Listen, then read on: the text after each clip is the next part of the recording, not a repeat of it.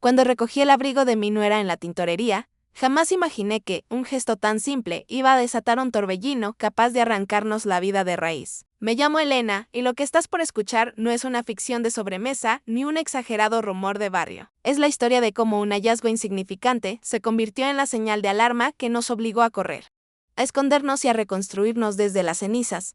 Aquella tarde el calor pegaba como una manta húmeda. Las bolsas de la compra me cortaban los dedos mientras caminaba por la avenida principal. El asfalto vibraba con la reverberación del sol, y cada semáforo parecía eterno. La tintorería Beltrán quedaba en la esquina, con un rótulo viejo que se mecía en las ráfagas y el mismo aroma a vapor, jabón y almidón de siempre. Saqué del monedero el comprobante que me había dejado Camila, mi nuera. Suegra, por favor, pase por mi abrigo claro. Estoy hasta el cuello de reuniones, me había dicho esa mañana, mientras se acomodaba el cabello frente al espejo del comedor. No lo pensé 2 veces. Era un favor más en la lista interminable de favores que le hacía por cariño a mi hijo y por los niños. Empujé la puerta y sonó la campanilla. El señor Beltrán estaba detrás del mostrador con los lentes en la punta de la nariz y las manos curtidas por años de planchas y detergentes. Le extendí el papel. Doña Elena, ya lo tengo listo, dijo con su tono pausado. Se perdió un instante entre los hilos de plástico colgantes y regresó con el abrigo envuelto, impecable. Pero no me lo entregó. Clavó la mirada en el local vacío como si confirmara que nadie estuviera cerca y me hizo un gesto para que lo siguiera al fondo. Necesito mostrarle algo. Por favor, la cortina separaba el mostrador del ruido de las lavadoras. Allí, en ese pequeño pasillo con baldosas desportilladas, el viejo abrió un cajón y sacó una bolsita de plástico transparente. Mi pulso se aceleró antes de saber por qué. Adentro había una fotografía de mis nietos, Nico y Alma, jugando en nuestro patio con la manguera. Sobre sus caritas, alguien había trazado círculos rojos toscos, como hechos con prisa y mala leche. A un lado, un comprobante de transferencia con una cantidad que nunca había visto en la cuenta de nadie cercano. Varios millones. Lo hallé en un bolsillo interno. No debía revisar, pero el forro estaba descosido y, murmuró el señor Beltrán con la voz hecha trizas. No quise entregarle el abrigo como si nada. Doña Elena, llévese a esos niños hoy mismo. No pierda tiempo. Traté de hablar, pero la lengua se me enredó en la boca. ¿Qué significa esto? Alcancé a preguntar, porque la foto me quemaba las manos. No tengo certeza, pero he visto reportajes. Esos círculos, esa forma de marcar caras, se asocian a gente que trafica con seres humanos. No me pregunte más, solo váyase. Le ruego que me crea, el suelo pareció inclinarse bajo mis pies. Tráfico de personas, mis nietos. Tragué saliva y asentí mecánicamente. Guardé la bolsa en mi bolsillo como quien se mete una brasa encendida. Agradecí con un hilo de voz y salí de la tintorería. La calle era la misma, autos, transeúntes, vendedores ambulantes. El mundo cejía y sin embargo nada cejía igual. Caminé con el abrigo doblado sobre el brazo hasta la casa. Cada paso era una cuenta regresiva. Al entrar, mis nietos corrieron. «Abu, ¿trajiste chocolates?», preguntó Alma, con esa pureza que uno cree eterna. Los abracé con un nudo en la garganta. Más tarde, mi amor, el celular vibró. Un mensaje de Camila, llegaré tarde. Reunión de emergencia. Besos. Miré el texto y luego la bolsa de plástico. Respiré hondo, intentando que el aire no me rajara el pecho. Preparé la cena en automático. La pasta se coció, la salsa se calentó, los niños hablaron de dibujos animados. Por dentro, una sola palabra retumbaba, huir. No tenía automóvil, mis ahorros eran modestos, y no tenía un plan. ¿A dónde? ¿Cómo? ¿Y si me equivocaba? ¿Y si le contaba a mi hijo y él, por lealtad ciega a su esposa, echaba por tierra cualquier posibilidad de proteger a los niños? Mientras Nico y Alma se bañaban, marqué el número de Teresa, mi amiga de la infancia, que ahora vivía en la frontera, en San Aurelio. Una ciudad ruidosa y áspera de esas que tragan viajeros y escupen rutinas nuevas. Necesito tu ayuda. No puedo explicar mucho. ¿Podemos quedarnos unos días? Su respuesta fue inmediata, por supuesto. Llega cuando puedas.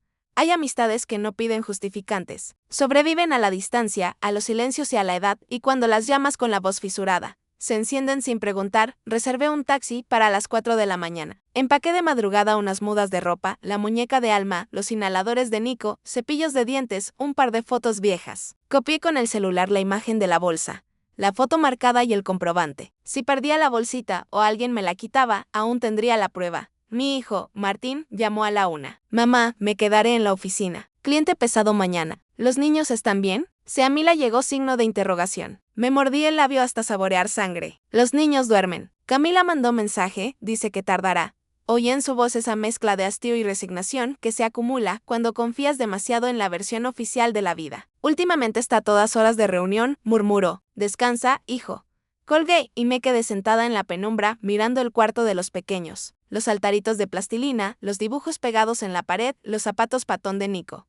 ¿Cuántas mentiras haría falta decir para salvarlos? 15 minutos antes de las 4, los desperté, suave, como si la madrugada fuera una frutilla que no quería magullar. Nos vamos de viaje sorpresa. Abrígense. ¿Ahora? Preguntó Nico, rascándose los ojos. Ahora. Les puse chamarra sobre las pijamas y cuando bajábamos las escaleras, escuché motor afuera. Abrí un resquicio de la cortina, las luces del auto de Camila doblaban la esquina. Rápido, por favor, le dije al taxista, mientras el coche se alejaba de la casa. Vi cómo el auto de Camila se detenía junto a la acera. Imaginé su rostro al entrar a un hogar vacío, su llamada a Martín, su versión de los hechos. Tu mamá se llevó a los niños. Un relato a su medida. Fácil de creer, el trayecto fue una hilera interminable de sombras. Alma se durmió contra mi hombro. Nico miraba la carretera aceitosa que huía bajo las ruedas. Abud, estamos escapando, ¿verdad? Dijo en voz baja. Me sorprendió su lucidez. Vamos a visitar a tía Teresa. Es una aventura. Te tiembla la voz, respondió, y me quebré un poquito, tanto como me permití quebrarme. Llegamos a San Aurelio cuando la luz empezaba a lavar los tejados. Teresa nos esperaba en el porche, con un batón antiguo y una de esas sonrisas que contienen y sostienen. Nos acomodó en el cuarto de huéspedes, nos dio café, nos dejó llorar en silencio. Cuando pude juntar palabras, le conté. Le mostré la foto, el recibo, la bolsa. ¿Crees que Camila? Empezó a decir, y negó con la cabeza antes de terminar la pregunta. Yo también quería negarlo. Quise creer que alguien había plantado aquello, que era un malentendido, una broma cruel. Pero el dinero, los círculos, las ausencias, las llamadas, el tono distante en los últimos meses. Todo apuntaba en una sola dirección, húmeda y fría. Martín llamó cerca del mediodía. Sonaba asustado y furioso al mismo tiempo. ¿Dónde están? Camila está en la comisaría. Dice que te llevaste a los niños sin permiso. ¿Qué está pasando? Me obligué a hablar con calma. Estamos a salvo. No te diré dónde por teléfono. Alguien podría estar escuchando. Necesito verte en persona. ¿Qué estás diciendo, mamá? ¿Qué historia armó Camila de que tuviste un episodio? La acusación me pinchó. Estoy lúcida. Si algún día te fallara la cabeza, te lo diría. Hoy no. Escucha, ven solo. Envío una dirección. No le avises a Camila ni a nadie. Es por tus hijos. Lo cité en el área de comidas de un centro comercial muy concurrido a las 2. Fui sola, con un café que no pude beber y una mochila apenas con mis miedos. Martín llegó antes de la hora, con el rostro ojeroso y el corazón en un puño. No nos abrazamos. ¿Qué hiciste? Susurró para no gritar. Le mostré la foto y el recibo en mi teléfono. Lo hallaron en el abrigo de Camila. Lo vi pasar de la rabia a la incredulidad, y de ahí a esa cara muerta en la que uno no quiere estar. ¿Qué son esos círculos? Dijo casi sin aire. Una marca. Gente mala que señala rostros. No sé los códigos exactos, pero es eso. Y esa transferencia. No sé a cambio de qué. No quiero imaginármelo.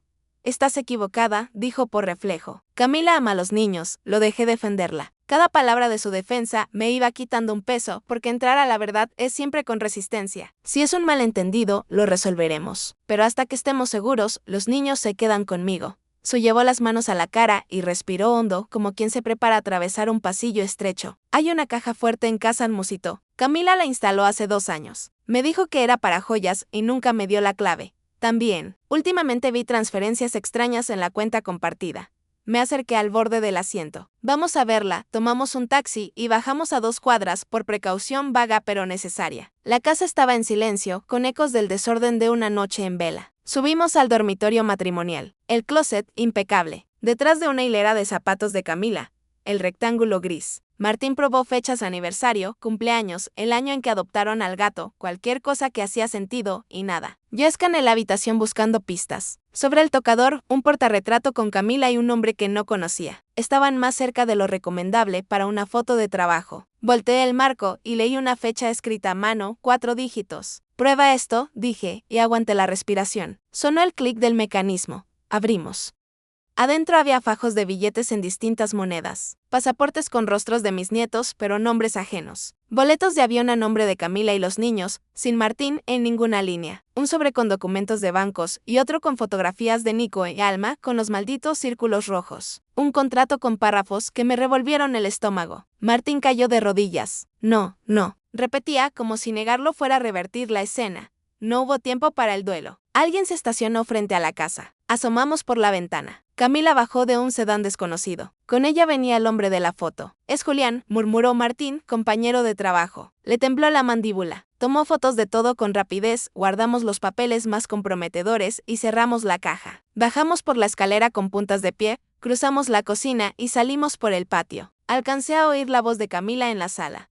La transferencia ya está. Si no entregamos a los niños en 2 días, nos costará la vida. Julián intentó calmarla con un tono que, en realidad, delataba pánico. Esa frase empujó a Martín a seguirme, sin mirar atrás. Nos metimos a un taxi en la avenida y volvimos a San Aurelio en un silencio lleno de cuchillos. Martín llamó a un amigo de la universidad, Darío, ahora jefe de una unidad de investigación en la frontera. Nos citó en un café discreto. Le mostramos las fotos del contenido de la caja. Le contamos todo, desde la tintorería hasta la salida secreta por el patio. Darío escuchó sin interrumpir, con una paciencia que no era indiferencia, y al final asentó. Los círculos rojos y el patrón del dinero coinciden con una organización que investigamos hace años. Son metódicos. Siempre se mantienen lejos del foco. Si es lo que creo, Camila y ese hombre son piezas de un engranaje. Habrá más detrás. El plan de Darío era simple en papel y complejísimo en la vida real. Citar a Camila a un encuentro y atraparla con pruebas y en flagrancia, sin poner en riesgo a los niños. Yo sería el anzuelo porque mi voz era la que Camila escucharía. Esa noche no dormí. Miraba a Nico y Alma respirando parejo. Y cada exhalación me recordaba que no había margen para errores. La llamada de Camila llegó a las 3 de la mañana. Sé que estás con los niños, dijo, sin adornos. Tuve la sensación de que su voz me llegaba desde el fondo de un túnel. Quiero un acuerdo, siguió. Vienes mañana a mediodía. Tú sola. Sin Martín, sin policía. Traes a los niños y todo se calma. Nadie sale lastimado. Me obligué a preguntar, ¿cómo sabré que no nos harán daño? Se rió sin ganas. El daño es evitable si cooperas. No me subestimes, Elena. Acordamos lugar, la plaza central de San Aurelio, un sitio en apariencia seguro, pero con 1000 rincones. En cuanto colgó, llamé a Darío. Preparó un operativo con agentes encubiertos, vendedores, paseadores de perros, lectores de periódicos, madres con carritos. No traeremos a los niños, me dijo. Vendrán 2 agentes de baja estatura que, de lejos, podrían pasar por ellos. Necesitamos que Camila se acerque lo suficiente. Usted llevará un transmisor en el broche de su blusa. La mañana fue un ejercicio de respiración. Le di a Alma su desayuno con mano firme, aunque por dentro no la tenía. Dejé a los niños con Teresa y con Martín. Él me miró con ojos que mezclaban miedo y culpa y me apretó la mano, gracias. Ya en la plaza, me senté en un banco al sol que brillaba con alevosía. A mi lado, los niños que no lo eran. Skates, palomas, oficinistas con prisa. Llegaron Camila y Julián, puntuales, con lentes oscuros y el cuerpo en modo alerta. Camila clavó la vista en las pequeñas figuras junto a mí y se acercó despacio, sonriendo con esa sonrisa que me engañó durante años. «Qué bien que entraste en razón, Elena», dijo, como si le hubiese llevado flores y no una trampa. «Su terminó», respondí. «Sabemos de la caja, de los boletos, de los nombres falsos». Hubo un destello de duda en su gesto. Duró un segundo, lo suficiente para que Julián, impaciente, diera un paso. «Tómalos y vámonos», le susurró. Darío apareció por el flanco, seguido de 4 agentes. «Policía, quédense quietos». Julián intentó correr y acabó con la mejilla contra el piso,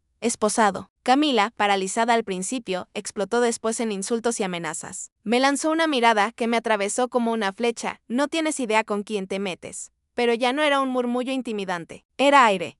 Fue subida a un vehículo, se la llevaron con el resto. Me temblaron las piernas, no de miedo, sino de la descarga. Darío se acercó, lo hizo muy bien. Ahora empieza otra fase. Protección, declaraciones, seguir la ruta del dinero, nos llevaron a declarar. Martín lloró conmigo en el pasillo de la comisaría, no por la detención, sino por aquello irreductible que es aceptar que te equivocaste con la persona con quien hiciste familia. Esa noche los 4, Teresa, Martín, los niños y yo, dormimos bajo la vigilancia discreta de una patrulla apostada en la esquina. Por primera vez en días, tuve la sensación de que los monstruos estuvieron por un momento dentro de una jaula.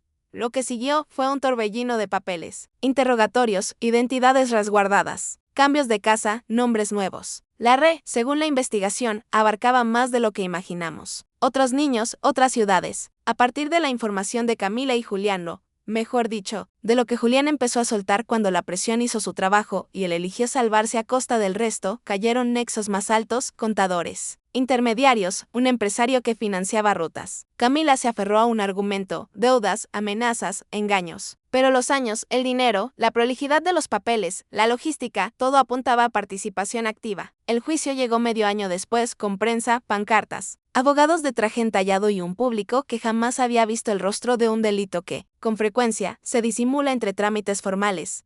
Yo subí al estrado con las piernas como cuerdas. Relaté lo esencial, el abrigo, la tinta roja, la caja, el operativo. Proyectaron las fotos de Nico y Alma marcados, y una exclamación recorrió la sala. Julián, buscando rebaja, confesó. Lo vi tragar saliva antes de explicar con términos fríos un horror caliente. Era perfecto, nadie sospecha de una madre, dijo, y sentí el impulso de levantarme y gritarle que a veces las madres no son madres y a veces sí lo son, y saltan al vacío por sus hijos. La condena llegó al cabo de 3 semanas. Cárcel larga, sin atajos. No hubo alivio mágico. Hubo, sí, un cierre formal, una frase escrita en actas que decía culpables y un calendario que dejaba de ser rehén de amenazas inmediatas.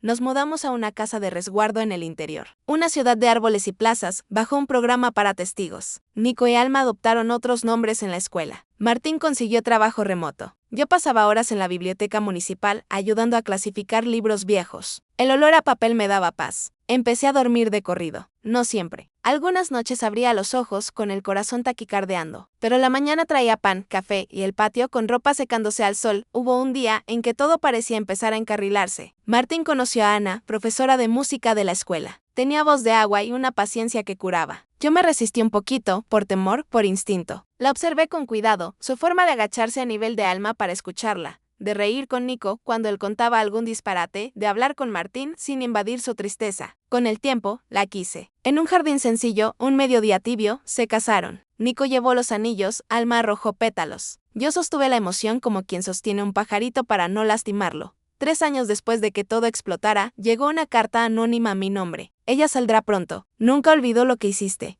Prepárate. Me quedé fría. Se la mostré a Darío. Me dijo que era imposible, la condena seguía en pie y no había beneficios. Aún así, reforzamos las cerraduras, instalamos cámaras, adoptamos a Max, un pastor alemán que se hizo amigo inseparable de Nico. 2 semanas sin novedad, y un sábado cualquiera sonó el timbre. Abrí con la cadena puesta y no vi a nadie, solo una caja pequeña en el suelo. La levanté con el estómago apretado. Adentro había 2 muñecos de trapo, uno con el pelo oscuro y sonrisa grande, el otro con trenzas. Ambos tenían círculos rojos dibujados sobre sus caritas de tela y alfileres en el pecho. Llamé a Darío en ese segundo, con las manos heladas. A la hora, la casa estaba llena de policías. El remitente apareció una semana después, Mónica, hermana de Julián. Quiso intimidarnos por venganza, por odio, por lo que fuera. No tenía ciencia mayor ni red detrás, solo un impulso tóxico de lastimar. La detuvieron por amenazas y acoso. Cuando Darío nos dio la noticia, sentí que el cuerpo regresaba a su sitio. Martín dijo, nos mudamos de nuevo. No quiero que los niños asocien la puerta de casa con el miedo.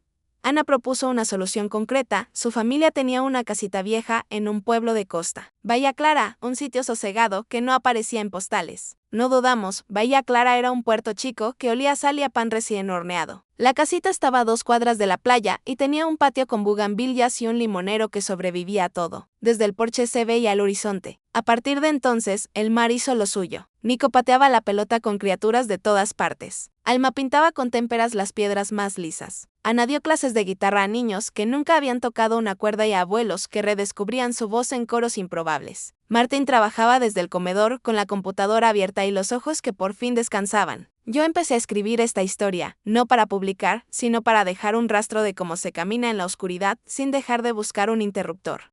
Con el tiempo, los niños hicieron preguntas. No esas que uno teme, sino esas que caben en su edad. ¿Dónde está mamá?, preguntó Alma una noche, ya con los párpados rendidos. Lejos. Hizo algo que estuvo muy mal, y por eso no puede venir, respondí, con la sinceridad mínima que no traiciona. ¿Algún día va a volver?, preguntó Nico. No lo sé, respondí. Pero pase lo que pase, estamos aquí. Los abracé. El abrazo sostenido y sin prisa hace milagros que las palabras no alcanzan. Pasaron más años. Nico se convirtió en capitán del equipo escolar. Alma ganó un concurso local de pintura con un paisaje lleno de naranjas y sombras violetas. Martín y Ana hablaron de agrandar la familia. Llegó Inés, una bebé con los ojos inmensos, que nos reorganizó los horarios y la ternura. A Max le salieron canas y aprendió a cuidar con paciencia el gateo desordenado. Yo me volví experta en limonadas y en adivinar tormentas por el color del cielo. A veces, al atardecer, camino por la orilla, donde mueren espumas diminutas, y pienso en Camila. Intento recordar la primera vez que algo en ella no me cerró, el primer pequeño golpe que ignoré por comodidad o por cariño. No encuentro una sola escena, sino un conjunto de detalles que, juntos, contaban una historia que yo no supe leer a tiempo. Me perdono, me vuelvo a culpar, vuelvo a perdonarme. Y sigo. Porque la vida es eso, seguir, aunque de vez en cuando giremos la cabeza para tomar una última medida del miedo y devolverlo al cajón correspondiente. Un mediodía de sábado, con el patio lleno de voces y las mesas de plástico cubiertas con manteles que no combinaban. Organizamos una comida comunitaria en Bahía Clara. Cada vecino llevó un plato, ceviches con personalidad, guisos con secretos, pains con masa madre, postres que eran recetas heredadas. Ana y sus alumnos tocaron boleros, zambas y una cumbia improvisada. Inés dio sus primeros pasos entre aplausos. Alma expuso sus cuadros en una cuerda con broches. Nico contó chistes malos y todos reímos. En un momento, me senté en el escalón del porche a mirar todo desde un poquito de distancia. Teresa, que vino a visitarnos, me alcanzó una copa de limonada y me apretó la mano. ¿Llegaste?, dijo. Sí, respondí, sin necesidad de explicaciones. No voy a mentirte, todavía hay días en los que el pasado aparece sin permiso. Una noticia en televisión, una llamada desconocida, un coche que se detiene mucho tiempo frente a la casa. Entonces respiramos, revisamos las cerraduras por rutina, vemos a Max que se estira perezoso y la vida retoma su cauce. Porque el miedo, cuando se le planta cara, aprende su lugar.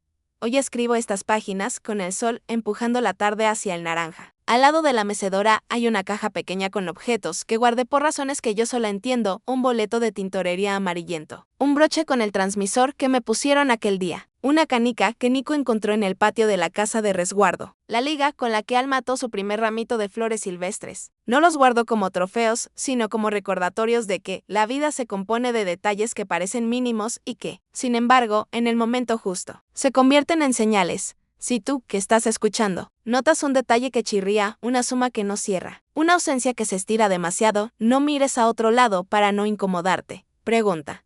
Mira 2 veces. No te castigues si tardas en ver. Nadie es adivino. Pero cuando veas, actúa. A veces el coraje no se siente como coraje. A veces es levantarte a las 4, abrochar un cinturón, colgar una llamada, sostener la mirada. Decir no a alguien que amas y todavía decir sí a la vida de los que dependen de ti. En Bahía Clara ya aprendimos que los finales felices no son un punto y aparte. Son una cometa que hay que sostener contra el viento. De vez en cuando cae y la volvemos a levantar. Con Martín, con Ana, con Nico, con Alma, con Inés, con Maxi, que ya entiende cada palabra aunque no lo admitamos. Montamos una vida nueva hecha de cosas simples. Pan casero, pinturas secándose al sol, el gol que entra luego de muchos intentos. El primer acorde limpio de una guitarra, la visita de Teresa con anécdotas que siempre incluyen risas. El vecino que trae pescados del día y pide a cambio un consejo para sus tomates. Darío nos escribe en Navidades. Agradece aquella declaración larguísima donde la voz se me quebró tantas veces. Dice que el caso sirvió para abrir puertas que llevaban años trabadas, que otros niños están donde deben, en casa, con quien los ama. Yo le contesto con foto del limonero. No hace falta más. Y si te preguntas qué fue de Camila, la respuesta es fría, cumple su condena. Sus abogados apelaron, como hacen los abogados, y la apelación fue negada. Sus cartas, cuando las envió en un arrebato tardío, fueron a parar a un buzón que no abrimos. Martín decidió que leerlas no lo haría mejor padre. Sus hijos crecen con un relato a su medida, en el que no hay monstruos con nombres, sino decisiones malas y consecuencias. Cuando estén listos, sabrán más. Por ahora, viven. ¿Qué es lo más urgente y lo más sagrado? La historia termina donde empieza la calma, en el porche, al atardecer, cuando el viento huele a mar y a pan, y los niños se ríen sin consultarle al pasado si pueden. Cierro los ojos y agradezco al destino por aquel detalle absurdo que cambió todo. Un botón suelto en un abrigo claro. Un tintorero honesto que no miró para otro lado. Una amiga que dijo ven, sin pedir recibos. Un hijo que eligió ver lo que no quería. Agradezco haber tenido miedo y aún así haber caminado. Agradezco esta cometa que levantamos todos los días. Si alguna vez te falta valor, piensa en esto, el valor rara vez entra gritando. Llega bajito, golpea la puerta con los nudillos, lleva ojeras y manos temblorosas, y aún así se queda. Te acompaña al taxi, te recuerda llamar a quien sabe ayudarte, te hace hablar claro aunque tiembles, te sienta a escribir para que no te olvides de lo que aprendiste. Y cuando la noche parece cerrarse, ese valor te dice una frase sencilla, mañana también amanece. Amaneció muchas veces desde entonces. Hemos sumado cumpleaños, pasteles con glaseado torcido, acuarelas colgadas con cinta, goles gritados con los vecinos, canciones desafinadas que se vuelven hermosas en coro. El mundo sigue siendo un lugar con esquinas oscuras, sí, Pero si hoy te cuento esta historia es porque también está lleno de porchas donde se puede descansar, de plazas vigiladas por ojos honestos, de tintorerías pequeñas donde aún trabaja gente decente, de amigas que cocinan para calmar una pena, de niños que, cuando ríen, vuelven a ponerlo todo en su sitio. Una brisa levanta la cortina. Se enfría el té. En el patio, Ana practica con su coro una canción que ya me sé de memoria. Nico corre con Max detrás, Alma me pide una opinión sobre un violeta que no termina de convencerla y Inés aprende a decir Abu. Eso, para mí, es el final que merecemos. No perfecto, no impoluto, sino real, con memoria, con cicatrices, con risas. El final que se sostiene con las manos de todos los que decidimos mirar de frente y seguir. Y mientras sostenemos esta cometa, también aprendimos otra cosa. No hay tormenta que dure para siempre. Siempre, siempre, amanece.